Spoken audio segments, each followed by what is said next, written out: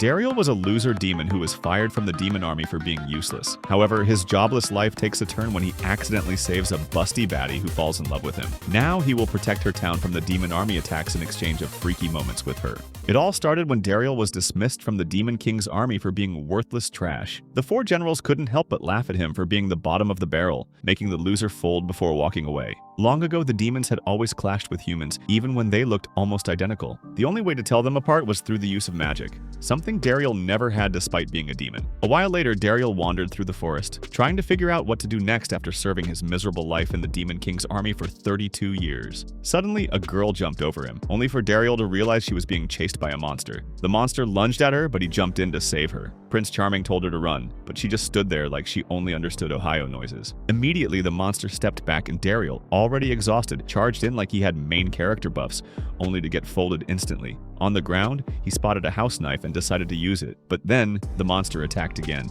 and he stabbed it in the heart. The girl thanked him and said he was similar to the former hero, who was known for being the honored one. However, Dariel couldn't believe a demon like him was being compared to a hero. Realizing she was human from her house knife, he tried to leave, but she strangled him with his cape and insisted he come to her house to show her appreciation. What do you mean by that?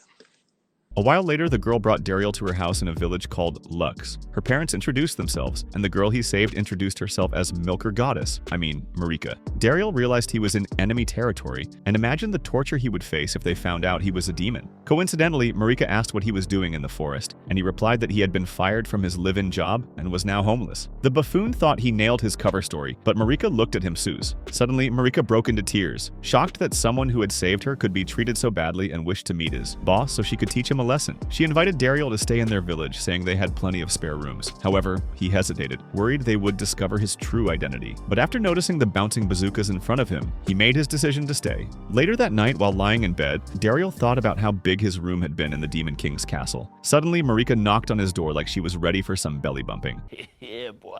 But instead, she thanked him for saving her life and said it was the first time a man had protected her, which made her happy. This got him wondering why a demon like him even saved a human in the first place, since they are his sworn enemies. The next morning, Marika served tea while her dad, Envel, offered Dariel a job as an adventurer. However, he tried to ask for another job, like farming, but the old man handed him an adventurer registration form that required a magical ritual. Dariel knew he was cooked, and since he had heard demons couldn't fake this ritual, and a lot of the demon spies had lost their lives because of it. Pretending his back hurt from fighting the monster, he tried to stall, but Envel told his daughter to help. Before he knew it, Marika pricked his finger and placed it on the form. Dariel thought he was going to be barbecued alive, but shockingly it worked. And with this information, it was clear that he was actually human.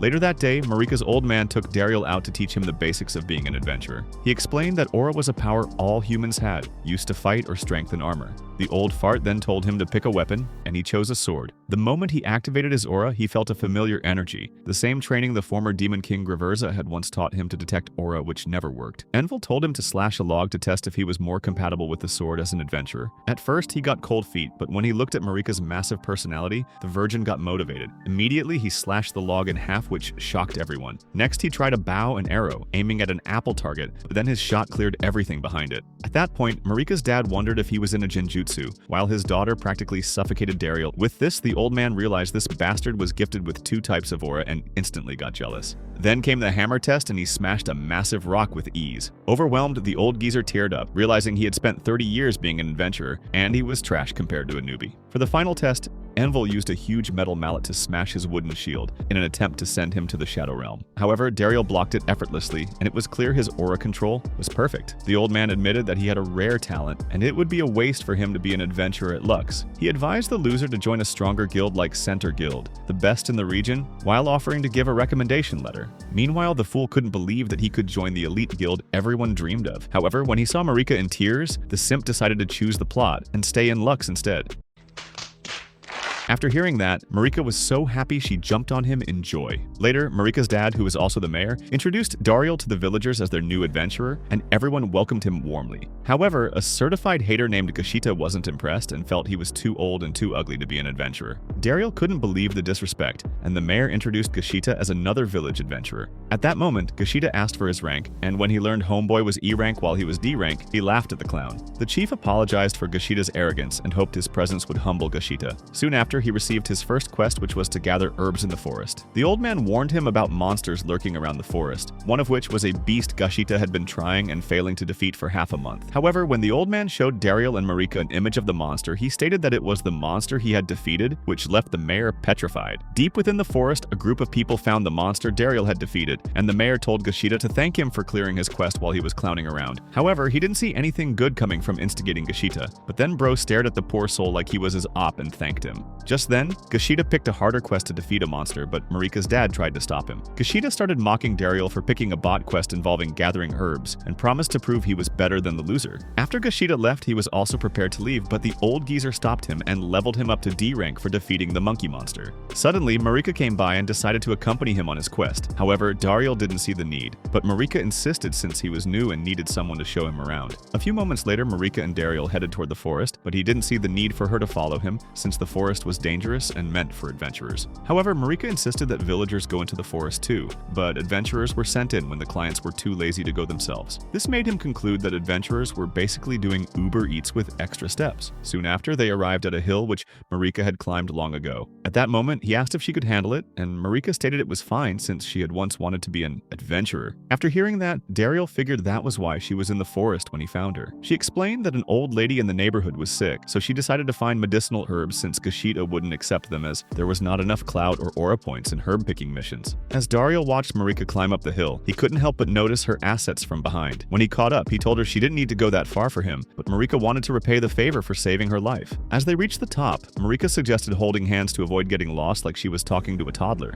However, Daryl asked if there was another way, and the freaky chick suggested embracing instead. Deeper in the forest, Marika led the way while holding his hand, and when they arrived at the location of the medicinal herb, he began gathering them. Meanwhile, he had to admit Marika was built differently since she really knew how to work like an adventurer. After she came back and saw the trash Daryl was gathering, she told him he was picking the wrong ones and taught him how to harvest them properly. He then thanked her with a warm smile and rizzed her with his 30-years-old lines in the process. Suddenly, she used her ogre strength to lift a log and found the herb she was looking for. She also found a deer trail he was struggling to locate, and he wondered if she had the Sharingan. Just then, Marika suggested they track it for dinner, even though she would prefer his personal meat. At that moment, Daryl told her she could have soloed the monkey monster without him, but Marika admitted she was scared of fighting. That was why he was her hero. She also told him to stop being so formal, but when he called her name casually, she went full gorilla mode and almost crushed him. Luckily, a deer appeared behind her, stopping her bear hug. After a closer look, he thought the deer was cute until it suddenly looked possessed and leapt above them. Still shocked, they watched as the deer fought a monster and decided to use that chance to take them both down. Later that day, Marika and Daryl brought the monster and deer back to the village. The villagers were impressed, but Gashita was furious that the monster quest he had taken was cleared by him and ran away. Seeing this, the poor dude became worried as he knew this would probably be the beginning of Gashita's villain arc. A few days passed, and Daryl got used to life in Lux. One day, he ran into Gashita coming out of the mayor's house. The loser tried to bump into him, but ended up bouncing off him like a rubber ball. He offered a hand, but Gashita smacked it away and walked off. Instantly, Marika appeared and asked if Daryl wanted a meal or her instead. However, he was more interested in the mayor, telling him that he had completed his quest. The old man was more worried about Gashita, who had lost his target twice, and Daryl also felt bad, but Marika made him realize it wasn't his fault. The mayor then mentioned that Gashita had seen a monster rated C rank, much stronger than the ones he had encountered, and was afraid the clown would do something stupid. However, Marika knew such monsters should be handled by guilds from bigger towns. Just then, Marika's dad told her that the quest had been sent to their guild for everyone to be on their guard. Unfortunately, Gashita saw it first and Marika started yelling at her dad for being careless. Meanwhile, Daryl was worried that Gashita might be in danger, but the chief said a guild from a nearby town had already set up a large defense line. Marika claimed that knowing how brainless Gashita was, he could invade another party's area, and suddenly, he realized how bad the situation could get. Instantly, he volunteered to bring Gashita back, and Marika wanted to tag along, but he told her it was too dangerous. She understood perfectly, unlike your clingy, toxic girlfriend, and she gave him medicine made from the herbs they had gathered before he left. As Daryl entered the forest, he felt uneasy, a gut feeling he learned to trust back in the demon army. He noticed a trail and wondered what the neighboring guild was doing when suddenly, Gashita came running with a C-rank monster on his tail. Daryl drew his sword and got ready, even though the monster was out of his league. However, the beast wasn't interested in trash and went for Gashita instead. As he ran, Gashita tried firing arrows, but they did nothing, which made the poor boy realize he was cooked. Fortunately, he managed to slash the monster, but the hit was shallow. He then blocked the monster's attack, which broke his sword, and thinking fast, he grabbed a shard of his blade and threw it into the monster's throat and took it down. Gashida was shocked, and Dariel quickly treated his bite using the medicine he had. When Gashida asked how he knew so much about herbs, Dariel said he had learned it from completing herb quests. Moreover, he added that everything connects in life and nothing was pointless. After the talk no jutsu, Gashida broke into tears as he had finally realized the truth, but Dariel just wanted a nap. The next day, Marika served a massive meal from the deer they had caught and told him to eat up. Just then, Gashida showed up, calling Dariel his big bro, and Marika's dad asked what happened. Gashida said he had learned that nothing in this world was pointless. While Dariel couldn't believe he stole his quote, Gashida went on to reveal that he wanted to work under him. This made Dariel reflect how, not too long ago, he was the bottom of the barrel in the demon army, and wondered how the 4 generals were doing. At the demon castle, Bashubaza couldn't believe that Zeontes, one of the generals, had fled from the hero's party. However, she claimed she didn't know the hero party had new members. When Bashubaza scolded her for being an airhead and not gathering intel, she immediately blamed their assistant for the lack of intel. Hearing that, Bashubaza fired the assistant before realizing that they had already fired 4 incompetent assistants since Dariel left. Just then, Doroye, one of the 4 generals, suggested hiring him back since he was perfect at his job, and she started glazing him like a fangirl. However, Bashubaza hated the useless loser so much that his name made the temperature in the room compete with my hot babe. Back at Lux Village, Gashida and Marika were fighting over Dariel, while he had hoped the 4 demon generals were safe, since Lux had already started feeling like home. It was a beautiful morning in Lux Village. Or at least it would have been if that broccoli-looking brother hadn't been clinging to Dariel like a limp third leg. Now, Gashida had finally touched grass and started taking herb-gathering quests. And though he wasn't thrilled about being chummy with his former ops, he figured it was better than having Gashida throwing shade from across the guild hall. Still, Dariel had bigger problems to worry about, which was Marika and her massive personality that had been knocking him out cold every time he came home. In between dodging her love-filled attacks, he began to sense that there was more to Lux Village than met the eye.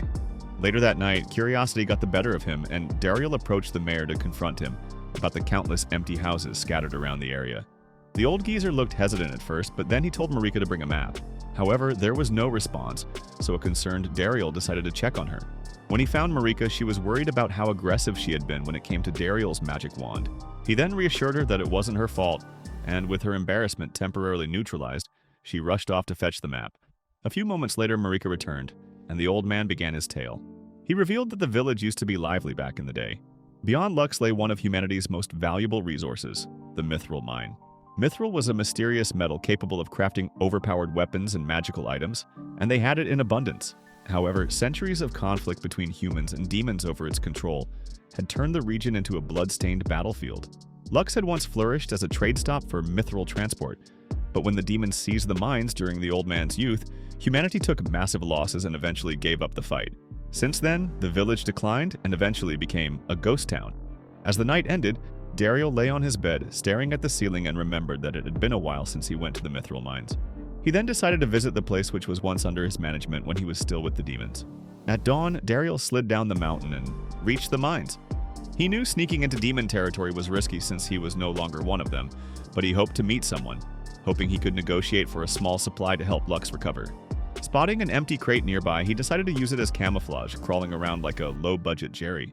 As he wondered why the mines were quiet, he recalled that during his time managing the mine, he would have been burnt to a crisp by Lord Bashubaza if security was that lax. As Dariel ventured deeper, a group of short miner demons spotted him. Instead of attacking, they welcomed him with tearful joy. They explained that since Dariel left, work conditions had become brutal. The amount of mithril demanded by headquarters had skyrocketed, while manpower had been cut to save costs. When Dariel asked who was responsible, the miners confirmed it was Lord Bashubaza.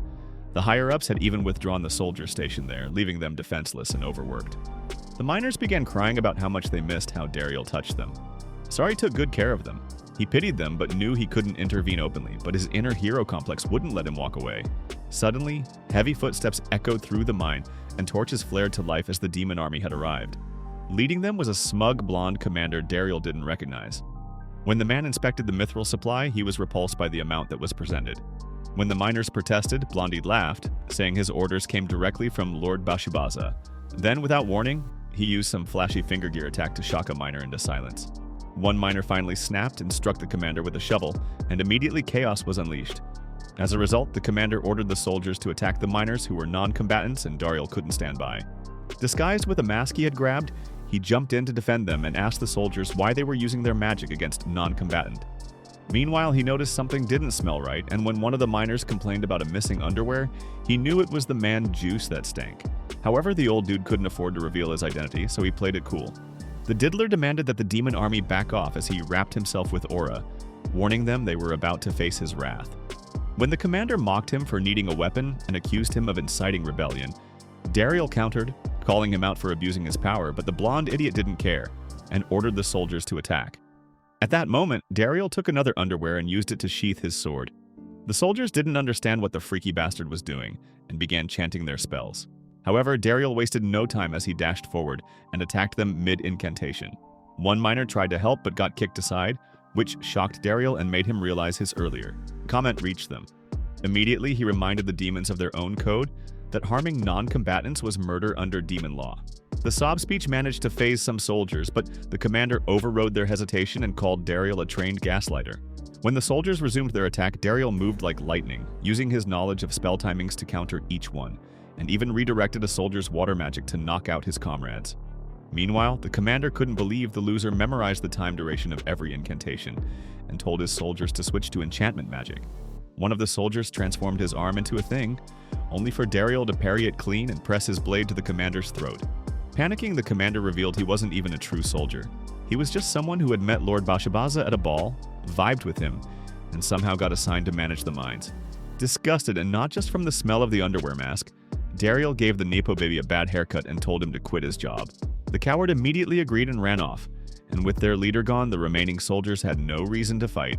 When the dust settled, Dariel finally tore off the underwear mask and breathed properly again. The miners thanked him for saving them, but they feared repercussions from the demon army. However, they also felt reassured working under their daddy. That evening, Dariel returned to Lux and informed the mayor that he had reclaimed the Mithril mine.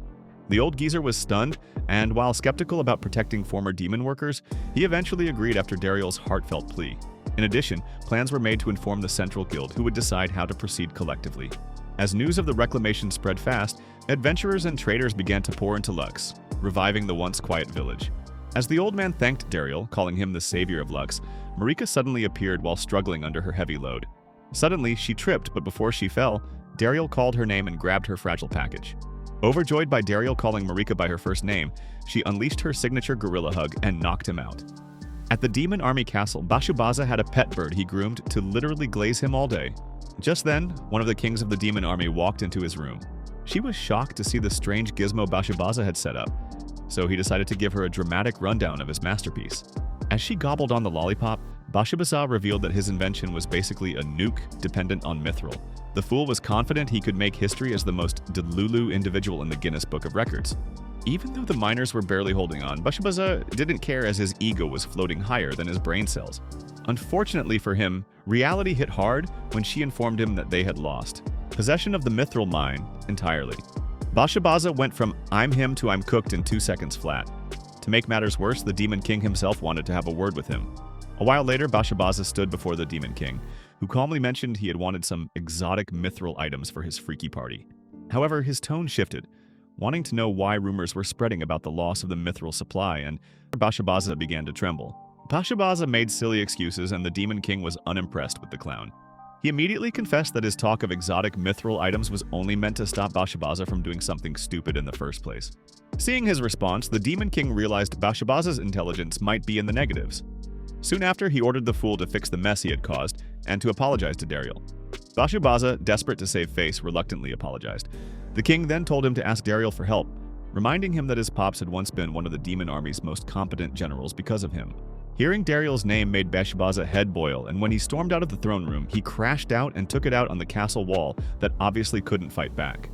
Meanwhile, over at Lux Village, Marika commented that she had never seen the village so lively before, and Dariel replied that it would only get busier.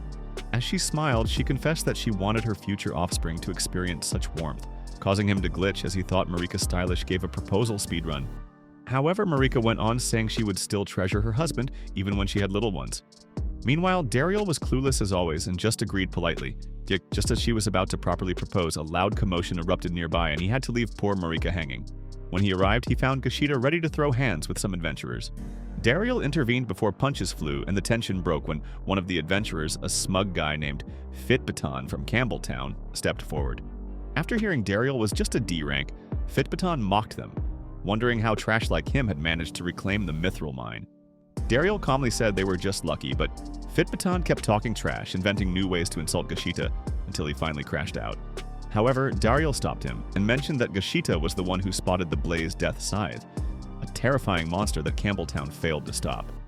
As the crowd gasped in shock, Gashita eagerly glazed him, stating that Dariel himself had delivered the final blow. This made the villagers erupt in cheers and praised him for his feat, but Dariel realized this would only increase the numbers of his ops. Later that evening, the village threw a feast and Gashita recounted how Fitbaton disrespected Dariel.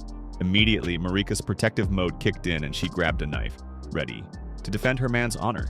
He barely managed to hold her back, but then the mayor stepped in, explaining that the adventurer ranks were meant to show skill and worth. Flustered, Marika accidentally called Dariel her husband out loud, then backtracked and ran off embarrassed. Gashita, watching the chaos, quickly changed the topic and asked how the village revival project was going. Casually, Dariel called the mayor father, which stunned the old man. He tried to explain, but then Gashita claimed that he was his hubby, and the situation became an embarrassing cringe fest. The next morning, Dariel met Bestfrit, a negotiator from the Center Guild sent to discuss matters with the miners. However, the miners distrusted outsiders and claimed they would only listen to their beloved Diddy. Just then, Dariel explained that the miners had just escaped a toxic relationship with the demons, so trusting humans again was difficult. With that, Bestford asked why they trusted Dariel so easily, and he replied that it was probably because he had saved them. Bestford, who was impressed, then requested that Dariel serve as an intermediary between the guild and the miners. However, he was hesitant and asked what would happen if negotiations went south, but Bestford promised peaceful intentions. A while later, they arrived at the Mithril mine, and he assured the miners that Bestford had pure motives. Hearing his words, the miners obeyed, and as Dariel left, he bumped into Fitbaton again, who claimed they were there for a bodyguard quest. Before he could respond, a magical emblem nearby began to glow, and a mysterious voice echoed, which Dariel decided to sprint toward it. While running, he realized that covering his entire body with aura made him want to join the Justice League. Soon after, he encountered several demon army soldiers preparing for battle. But before things escalated, their commander stepped forward, creating a water barrier and declaring that they didn't want to fight. When Dariel heard the voice, he could tell it was his old ally, Rizz. The two reunited in a teary hug, and Dariel realized that he hadn't received a normal embrace in ages, not since that gorilla entered his life. Rizz apologized, thinking that his harsh words led to his dismissal. However, Dariel told him it wasn't his fault and revealed a shocking truth that he was human. Rizz was stunned but promised to keep it secret, before revealing that since his departure, the demon army's operations had gone downhill, and Bashubaza had turned into a walking wrecking ball, lashing out at everyone. Later, Rizz admitted that the Demon King sent him to fix relations with the miners, and Dariel was touched by his earnestness. Soon after, Rizz offered to take him back to the demon army, swearing to hide his human identity. At that moment, Dariel stated that he was fired by the higher-ups, but to his surprise, a baddie from the higher-ups wanted him back. The offer was tempting, but Dariel refused since he had chosen Lux Village for its high value of protein. Desperate, Rizz used water magic to restrain him, but Dariel easily broke free, which gave him an idea of selling Mithril to the demons. Soon after, Dariel proposed this solution to Bestford, who was shocked but intrigued. Rizz joined the negotiation, agreeing to pay any price necessary. Initially, Bestford hesitated, wanting humans to monopolize the trade, but Dariel reminded him that such greed would only breed war. Suddenly, Fitbaton intervened and tried to attack Rizz, but Dariel blocked his attack. Soon after, Bestford agreed to the deal, later that day. Rizz thanked Dariel sincerely, but he smiled, saying it wouldn't have been possible without him. Race didn't matter to him, and he appreciated Lord Graverza, a demon who had saved his life as a child, while also hoping racism would be a thing of the past. One sunny morning, Dariel was headed toward the village to check out the village Mithril workshop. However, as soon as he arrived, the first thing he saw was Fitbaton's ugly face, already flexing like he owned the place. The smug adventurer told him that he wasn't needed there, claiming that since he had the higher rank, he would take full control of the workshop. Dariel tried explaining that he was there on behalf of Bestford, but the junkie didn't care. A while later, Dariel met up with the mayor, who pointed out that protecting the Mithril mine had originally been Campbelltown's job, which Dariel took away from them. Before he could respond, Marika came sprinting toward him, claiming that some old geezer had messed with her front desk.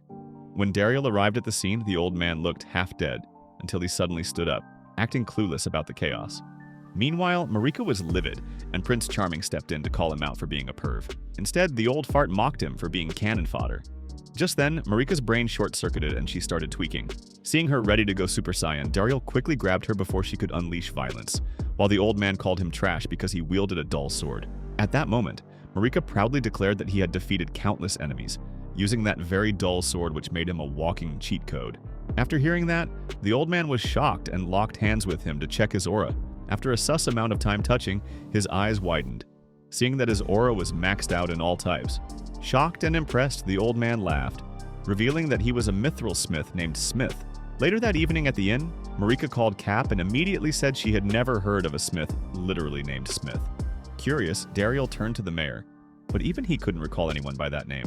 Hearing their doubts, Smith reached into his coat and produced a sealed letter from the Center Guild. With his credentials verified, he asked to be escorted to the smithing workshop. However, Dariel mentioned that Campbelltown's guild had jurisdiction there, but Smith claimed he was a master negotiator with them. When they reached the workshop, Smith immediately clung to Fit Baton, whining like a drunk man, begging for one last round, and strangely enough, it worked. Once inside, Smith's eyes sparkled and he was practically gooning over the raw mithril. He noticed a few rookies struggling to forge a mithril blade and decided to give them a live demonstration.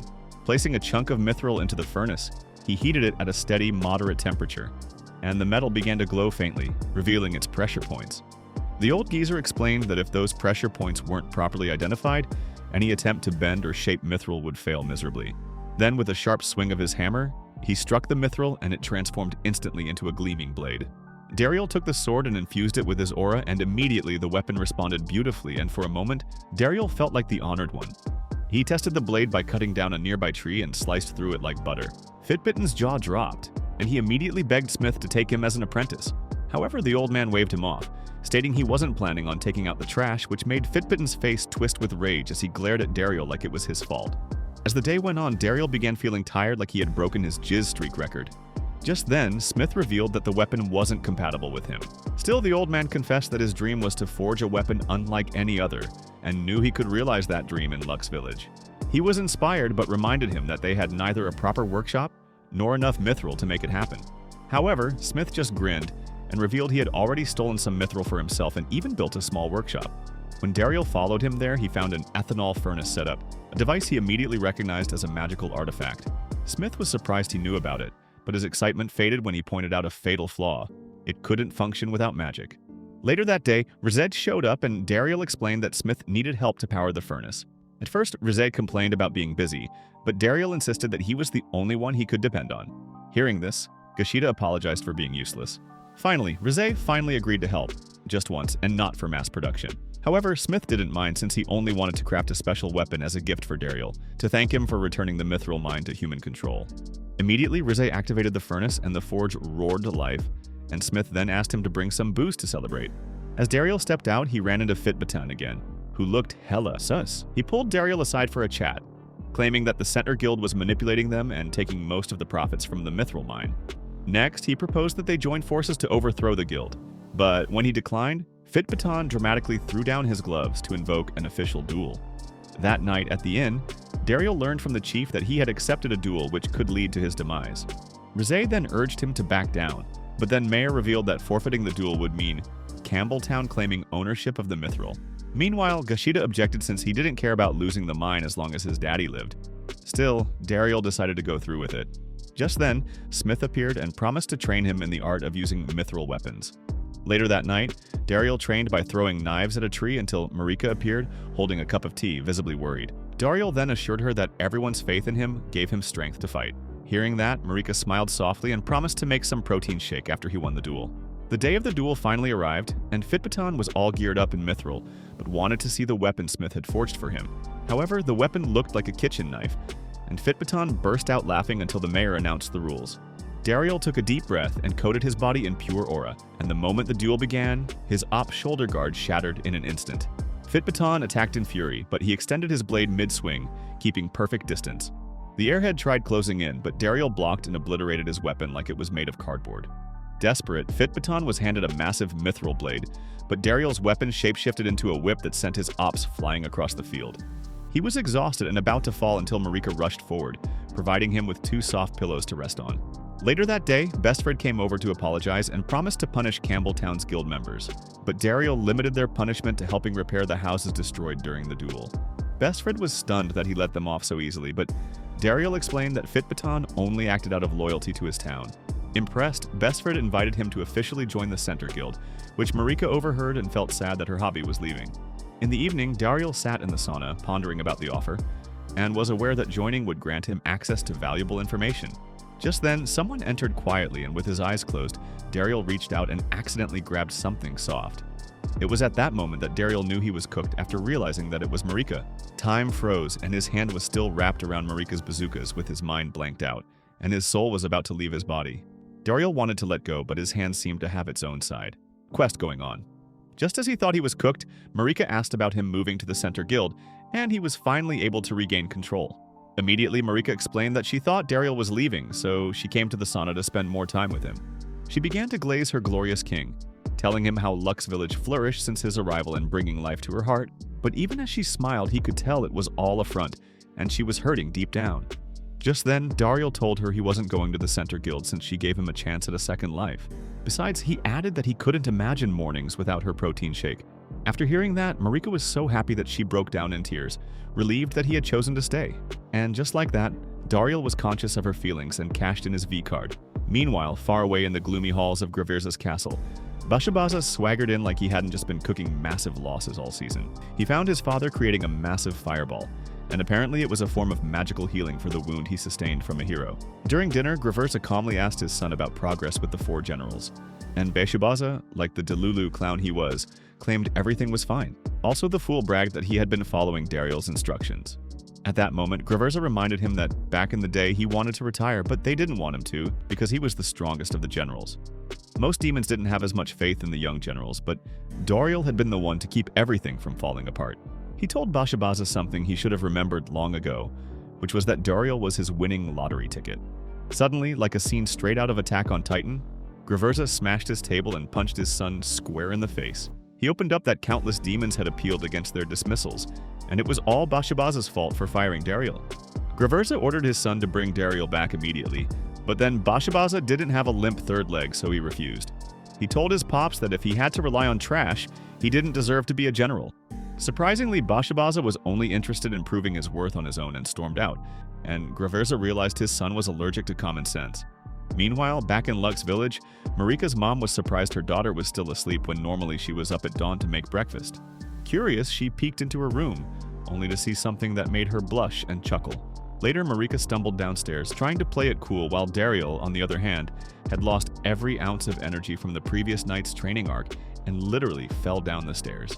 Her dad looked confused, wondering why Dariel was exhausted, and everyone waited to see if he would figure it out. As breakfast went on, he kept sweating nervously, wondering if her parents had pieced things together.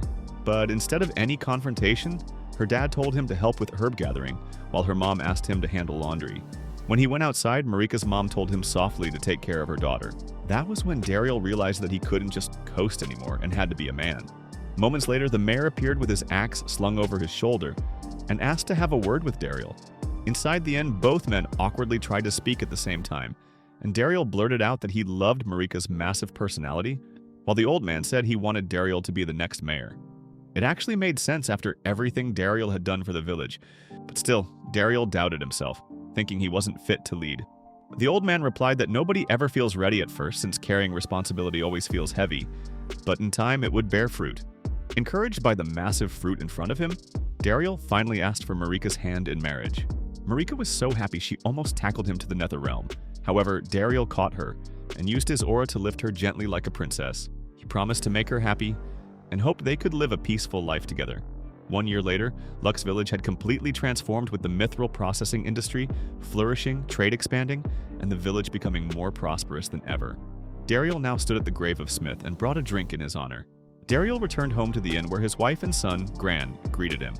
It was hard for him to believe that just a year ago he was living among demons, but now that life felt like a distant memory. Suddenly, Gashida burst through the door, yelling that the hero was arriving soon and asked Envel about the hero. The old geezer then told him that the hero's duty was to defeat the Demon King and was deemed the Sun Jinwoo of their world. Just then, Dariel froze as he remembered the old hero he had once encountered when he was a bot under the 4 generals.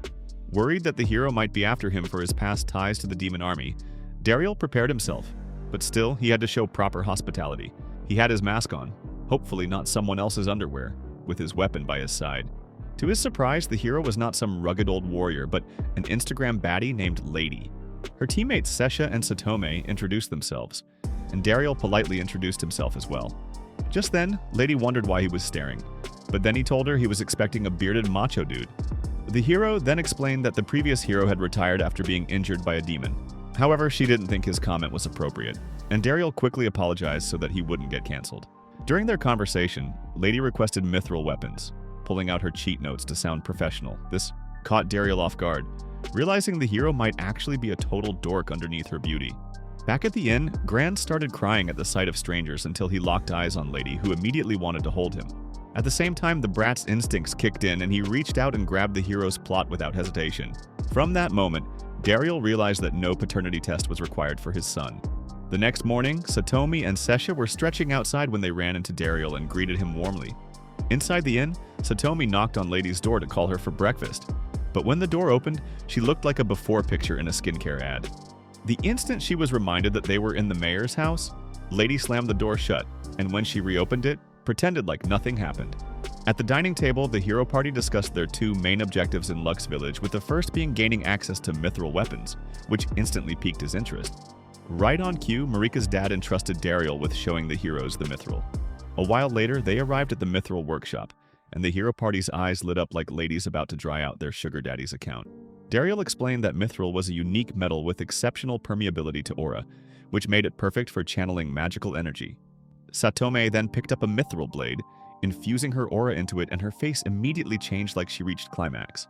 Lady, jealous that Satome was hitting emotional peaks over a sword, tried to act uninterested but ended up asking a bunch of questions about it anyway. Dariel introduced the group to Sakai, the top smith of the village, whose vibe screamed, "Flirt first, forge later."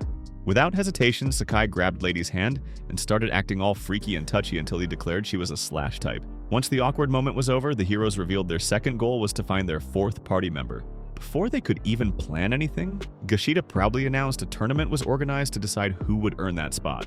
The tournament was simple in theory, which was to fight against the hero party even while handicapped. But the results were worse than facing vegetables. However, Gashida decided to take his shot by firing an arrow at Lady, but then she dodged it effortlessly. Gashida wasn't done as his arrows started homing in like guided missiles, but she countered and was about to unleash a devastating move. Luckily, Dariel caught up just in time and threw an apple to stop her. Lady was surprised he was able to stop her before Satome came wondering why Lady wanted to obliterate Gashita, but Lady defended herself by saying it was just reflex. Meanwhile, Gashida crawled out of the forest sobbing again, while Dariel couldn't believe that despite being a B-rank adventurer, Gashita was still a crybaby.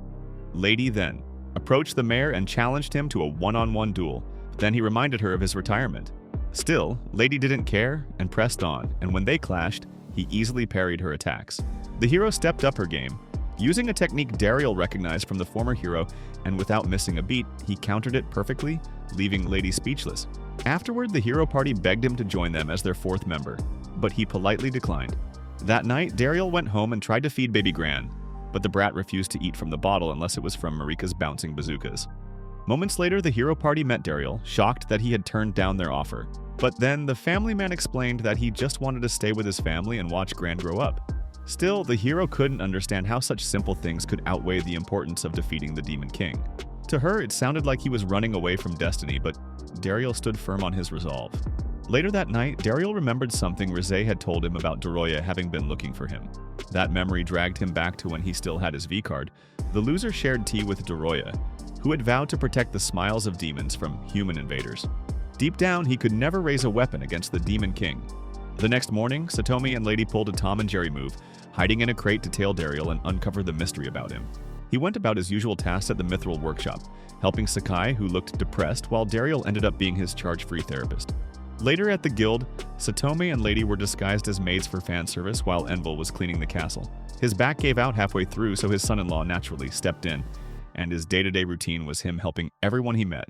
It wasn't long before Satomi realized something profound, that the most important things in life differ from person to person. Lady, finally beginning to understand him, left her room in search of the mayor. At the waterfall, she met him and asked where he learnt the attack he had used in their duel. However, Dariel claimed that he was the copy ninja Kakashi, and she wasn't buying, stating that that technique belonged to the former hero, Elensil. Meanwhile, Dariel thought the technique was something Sakura could handle since the previous hero used it effortlessly. But then, Lady kept pushing forward with her questions, and soon, their playful banter turned serious. Dariel then stated that the demon army attacked because the hero attacked first, making humans seem like monsters.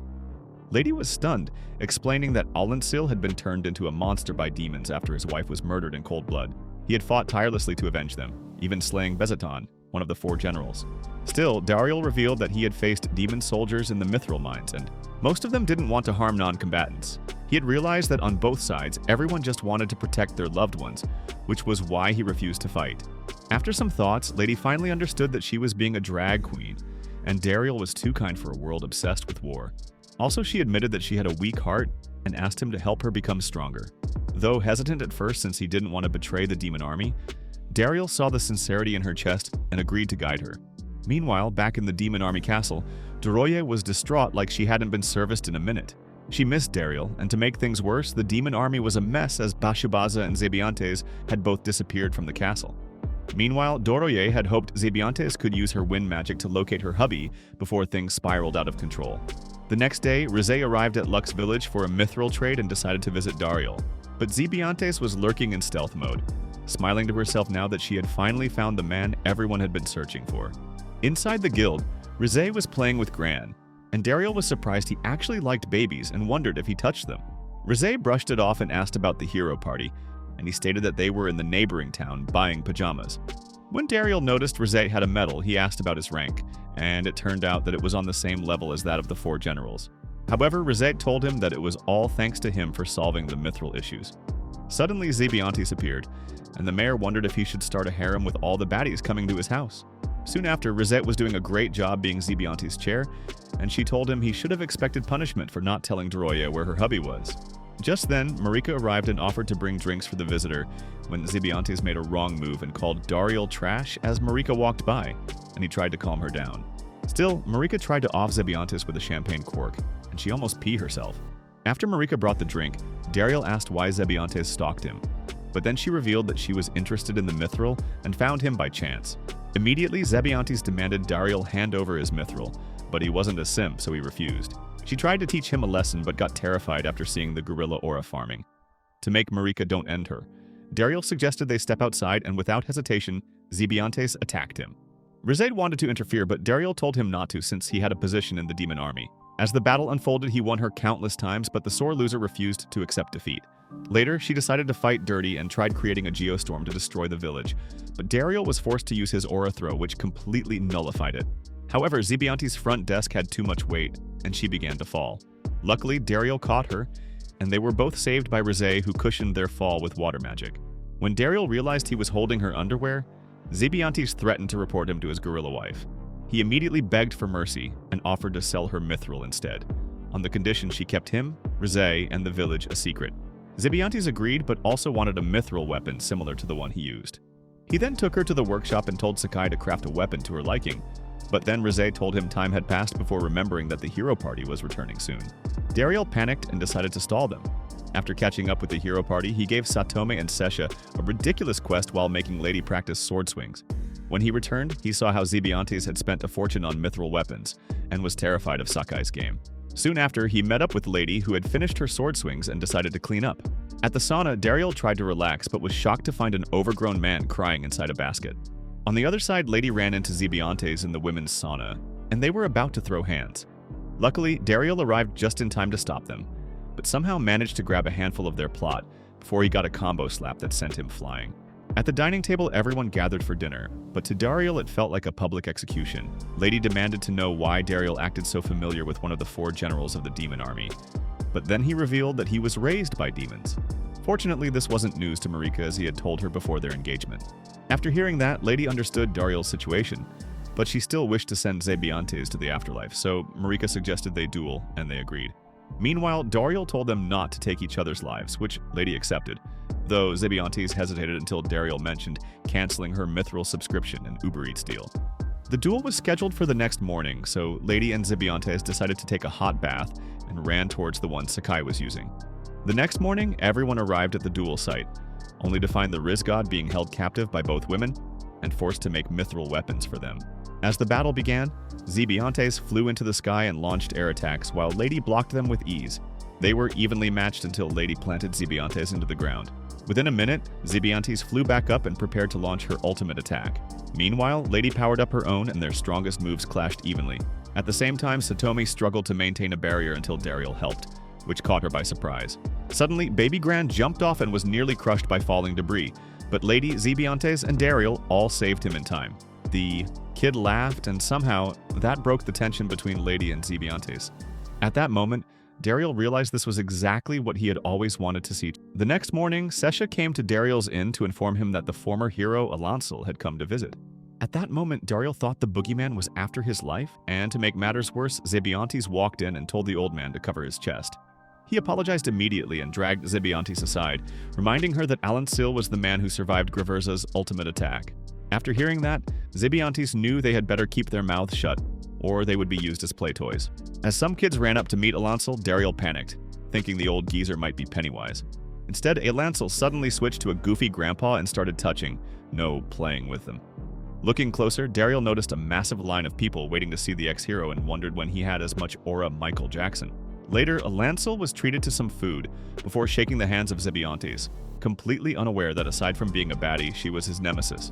Dariel then led him into the inn and quietly told Zeontes to leave the village before using any magic since the old man could sense it. She agreed to leave, but then the glutton had to take one last bite of the food for the road. After a while, Dariel introduced himself as the village mayor and asked Alancel what brought him to Lux. The old geezer replied that he had heard Lady had been causing trouble in Lux village and decided to visit. Immediately, Lady apologized for not making any progress in defeating the Demon King. However, Alancel told her that it was his fault, and decided to train her again now that he had healed.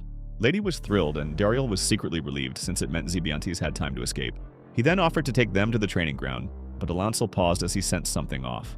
Dariel's soul was about to leave his body until he realized it was dumb, old Gashita, goofing around by the window.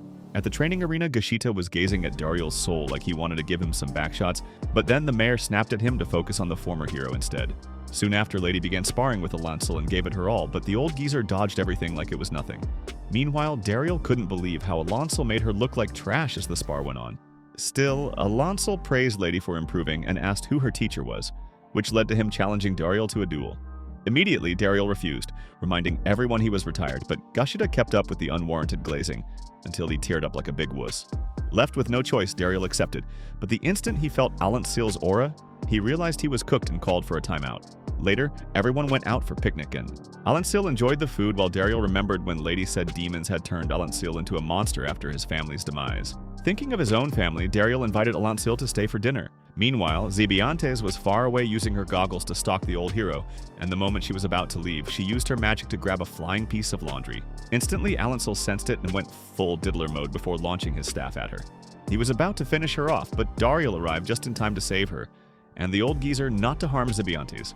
Soon after, he recalled the last time he saw Alancel was when Graverza had protected them, and Dariel tried the talk no jutsu, but he wasn't as good as Naruto. Just then, Dariel used a slash attack, but Alancel leaped over him like he wasn't even there, countering with an aura throw that Dariel barely blocked. Desperate to be useful, he transformed his weapon into a whip and pulled Zeontes to safety. Instantly, Alancel threw another staff strike that shattered Dariel's stone wall shield, and noticing that the situation, Dariel told the cannon fodder to stay back. Alancel approached slowly like the boogeyman himself, and was surprised to find someone else blessed with 4 attributes like him. The old geezer suggested Dariel become a hero so that both of them could wipe out the demons. However, he wasn't interested, and Alancel unleashed his aura throw while Dariel threw his own aura shot. But Alancel's was stronger, and he was sent flying. Soon after, Alancel asked why Dariel protected demons, but he said he just didn't want anyone to get hurt. The old hero didn't understand after all, both races had been murdering each other for years. He demanded to know how Dariel planned to protect everyone, but then Dariel simply said he would aim for it. Even if it was selfish, it hurt him to see people suffer, and Alancel saw nobility in his words, even if he thought they were cap. Dariel understood the pain of loss that had twisted Alancel and admitted he would feel the same if anything happened to Zeontes. When asked again why he protected demons, Dariel revealed the truth about him being raised by them. Meanwhile, at the Demon King's castle, Graverza bowed before the Demon King, shocked to see him in a new form. Graverza requested for Bashibaza to be relieved of his duties and asked for a royal command change. When the Demon King questioned him, Graverza confessed that his son was a clown, and he pretended it was about discipline. But the king knew it was really because his son had fired Dariel. In the past, during a war between humans and demons, Bezetan had sent Graverza to find a secret weapon that could defeat the hero. When Graverza arrived, he dispelled an illusion of magic and found a baby, which was how he discovered Dariel. Back in the present, the Demon King revealed that Dariel was in Lux village, though he wasn't sure if Graverza would be able to bring him back. Back in Luck's village, Dariel explained that Bezaton had found him as a youth and entrusted him to Graverza. Hearing this, Alancil realized Dariel was his own son, since the timelines matched, and the 4-attribute ability was hereditary. Dariel stood frozen, unable to believe he was the son of the former hero, when suddenly Alancil sensed someone nearby and unleashed an aura throw.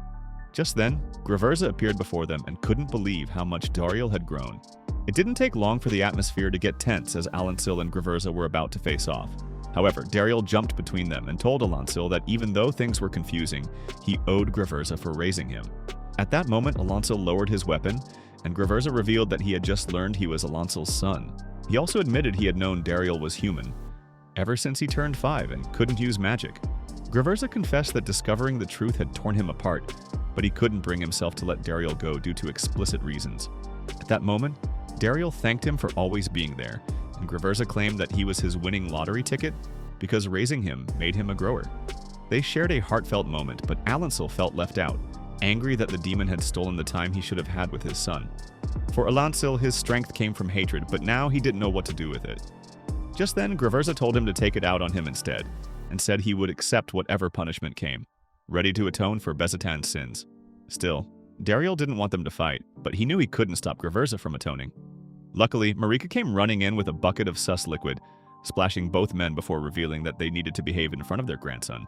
Hearing that, Dariel told Alancil he could live with his grandson to make up for the time he missed with him, while reminding Graverza to stay alive too. In just a moment, the tension vanished, and Dariel told Marika he was glad he married her, which made her hug Dariel so hard with her gorilla strength that his spine almost gave out. Back at the Demon King's castle, Bashubaza strutted in, expecting to be crowned the greatest of the 4 generals, but there was no one in attendance. A bot then revealed that Graverza had gone to the Demon King to request Bashubaza's dismissal. However, the fool was stunned, as if he hadn't realized he had already lost everyone's trust after the Mithril mine fiasco. Still, the clown bragged that he had the perfect plan to defeat the hero, and the bot muttered that things were better when Dariel was around. After hearing that name, Bashubaza started tweaking, and tried to drown his sorrows in a bottle, but the chef told him that he was too broke to get one. The chef even added that everything ran smoother back when Dariel was around. And at that point, Bashubaza finally lost it, becoming a ticking time bomb. Meanwhile, in Luck's village, Graverza and Alancil were playing with baby Gran, and watching them laugh together made Dariel smile. Graverza then told Alancil not to say his name too often or the baby would think they were talking to him. Alancil was annoyed, but then Gran started crying and they panicked until Marika came to change his diaper. While that happened, Rizz called and Gran somehow babbled into the phone, apparently stating that some bearded men were bothering him. Graverza snatched the phone and told Rizz they were coming for him since he seemed too close to Gran, which was Sue's. Later that day, there was a feast at the inn, and in the corner, Dariel's dads raised a toast while Envil was instantly bullied by Graverza and Alancil until they all got drunk. Soon after, Graverza reminisced that Dariel was 5 when his magic training kept failing, and he would cry, but never gave up. Alancil wanted to get mad, but he admitted Graverza had raised him well. After crossing swords with him, Alancil could tell he was in good hands, and thanked Graverza for it, which made Dariel happy. Later, Dariel tried to help Marika wash the dishes but was too injured to move, so they went inside the room and Marika changed his bandages. Immediately, Dariel apologized for worrying her, but Marika confessed she had fallen in love with his kindness, despite his recklessness. She then went back to the kitchen and told him to eat before taking his medicine. Suddenly, Zeontes appeared outside like a K-pop stalker and helped the struggling Dariel with his meal. Meanwhile, he was still worried about Zeontes after everything that happened, hoping she wasn't having any trauma. Suddenly, she teased him that he must be a Rizz god for him to confess his love for her when he was married. He tried to explain that it was a misunderstanding, but Zeontes kept messing with him before leaving the room. The next morning, Lady asked Alancil to train her, and Dariel was shocked she still wanted to fight after what happened between Graverza and Alancil, but Lady said it was her duty to defeat the Demon King. Dariel then asked who the Demon King really was to the hero, and Alancil replied that he was the source of all misfortune. At least, that was what every hero had been taught, but he felt that explanation was too convenient and biased. Alancil continued, saying the Demon King held the greatest power and wisdom in the world, and if defeated, humans could steal that power to evolve into a higher race. It was rumored that demons gained their magic from the Demon King, and defeating him was the humans' way of trying to take it. Graverza mentioned there was an old legend about it, but Dariel admitted it would be awkward to ask the king directly. Lady then asked why they spoke as if the Demon King had always been the same person, and Dariel explained that the current demon, King was the first one. Hearing this, Alensal told Lady she could give up her mission to defeat the Demon King since it was all driven by human greed. However, Lady said she would keep fighting until she found her own answer, even though she would get her butt whopped. Just then, some adventurers rushed in, reporting that a monster was attacking the Mithril mine, and immediately Dariel ordered Gashida to assemble a squad while Zeontes would transport them.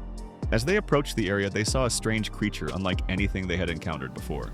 The adventurers were fine, but the miners were in danger, so Dariel dashed ahead, hoping the miners were still safe. As Dariel approached the mine, Alensal came by to look out for him, while the monster continued to unleash fiery destruction. Meanwhile, Graversa hoped it wasn't what he was thinking, while the hero party got ready to take the creature down in their own circus. Zeontes then used her air magic to launch the hero party forward, and Sesha led the charge, but his attack was below mid. Lady followed up with her own strike, yet it barely scratched the beast, and luckily Zeontes saved her just in time from becoming a roasted whiner.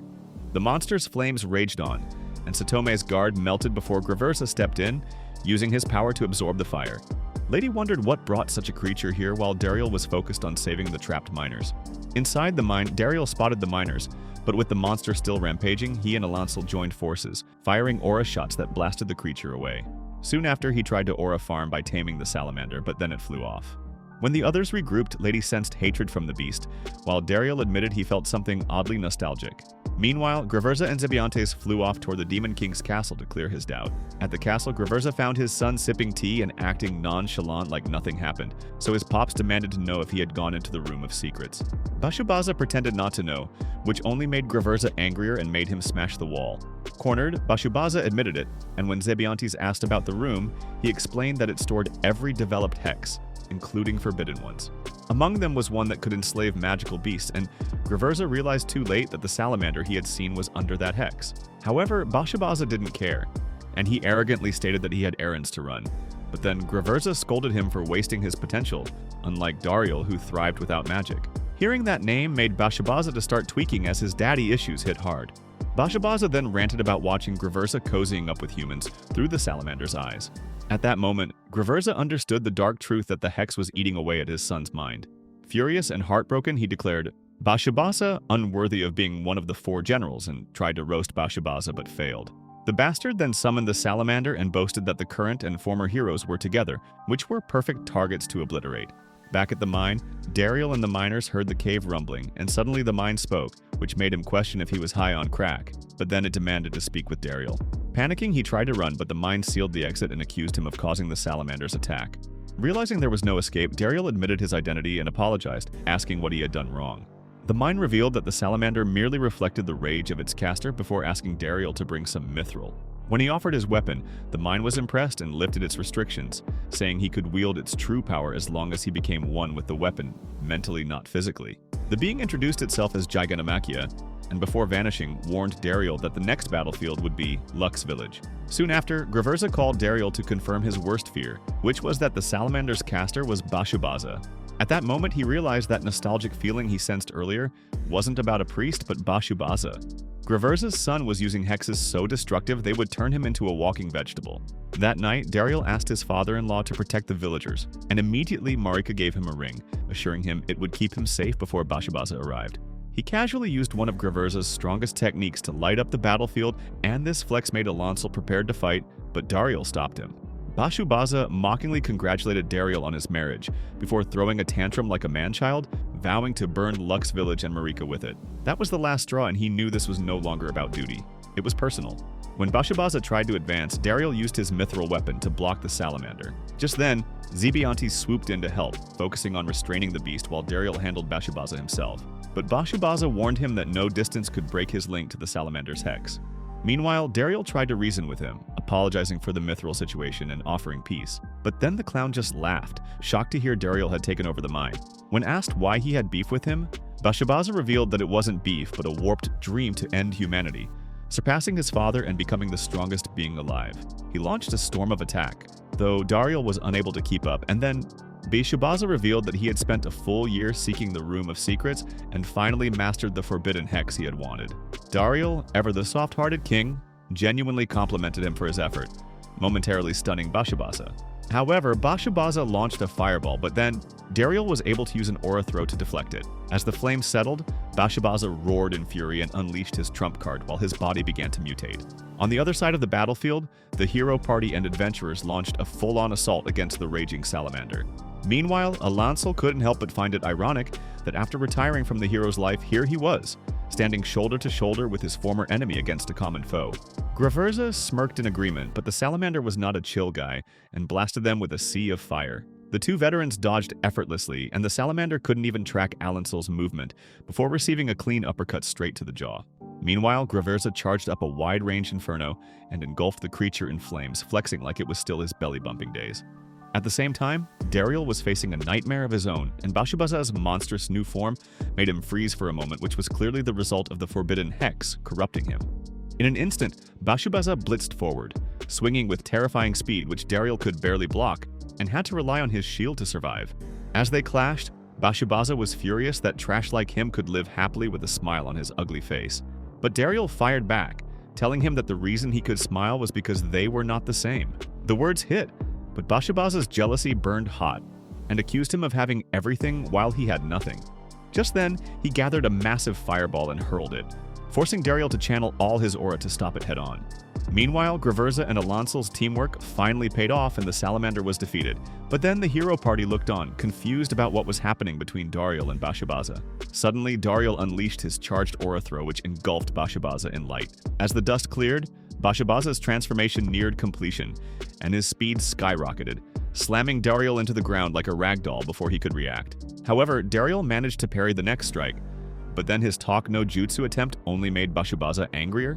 Suddenly, his mind flickered and visions flooded in of Bashubaza's memories, where a 10-year-old Bashubaza eagerly awaited the rare days his father came home. But one fateful day, Graverza arrived with Dariel, the adopted child who stole the little moments Bashubaza longed for. Later, when Bashubaza announced he would join the demon army to be closer to his father, his mother crushed that dream, insisting he enroll in the Magic Academy.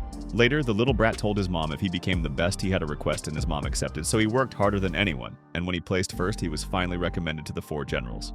That should have been his moment, but then his depressed mom claimed everyone wanted to leave her. Soon after, Graverza assigned Dariel as his aide, saying he was passing his good fortune to him, but to Bashubaza, that was the worst moment of his life. Back in the present, Dariel's heart ached as he saw the emo boy Bashubaza once was, and realized he had never truly understood his pain. Speaking softly, Dariel told him that Graverza had always been worried about him, stating that Alancel once felt the same way, believing Graverza had stolen his son. He continued, opening up about his own insecurities and how, as a child who couldn't use magic, he never felt like family. He thought the least he could do was smile and avoid causing trouble. But then he met Bashubaza, and for the first time, he felt like an older brother, and from there, Dariel gained bonds, purpose, and belonging. For a moment, Bashubaza's burning form flickered, and his humanity broke through before looking at Dariel, wondering if things would have been different if he had taken his hands back then instead of acting stubborn. The mutation started to retract, and Bashubaza reached for his hand, but it was too late as the hex fully reactivated, dragging him under. The salamander resurrected, roaring, and fused with him, before soaring into the sky with Bashubaza barely in control. In a brief, lucid moment, Bashubaza was glad that he could make up with Dariel and was about to lose consciousness, until Graverza arrived, absorbing the unstable hex. Soon after, Dariel rushed in and finished it with a precise aura throw, obliterating the salamander. At that moment, Bashubaza and Graverza floated in midair, finally bonding after all this time. Later, at the village inn, a grand feast was held when suddenly, Marika's spider senses tingled, figuring out that her husband had returned. She bolted from the table like a missile, arms open wide, and Dariel barely had prep time before her loving hug turned into a wrestling finisher, knocking him out cold. Back at the Demon King's castle, Bashubaza stood before the throne, ready to face judgment. The Demon King showed him help, stating that those who had betrayed the 4 generals were sent there for centuries of torment. However, he offered Bashubaza 2 choices: a redemption as a member of the 4 generals, or hell. Without hesitation, Bashubaza chose hell, and when asked why, he replied that he had done the unforgivable, and if he walked away easily, nothing would change. The Demon King nodded and decided to banish him in the same way he once banished Dariel. Outside the Demon King's throne, Graverza was waiting, and they didn't exchange words, but the silence between them spoke volumes. They returned together to Lux village, where Lady immediately blew up on Bashubaza for the destruction at the Mithril mine. Bashubaza bowed his head, sincerely apologizing for being a nuisance, and so did Graverza. Just then, Baby Gran woke up, and Bashubaza gently took him in his arms, and everyone froze as the babies. First word was Bashubaza. The former general's eyes softened, and he was finally ready to atone for his sins. Gashida introduced himself, and Dariel had an idea to commemorate the moment, as he asked Gashida to paint a family portrait. Later that night, Bashubaza prepared to leave, and he told Dariel he wanted to travel and give back to those he had hurt. Dariel wished him luck, and Marika the gorilla handed him an absurdly large pile of food for the road.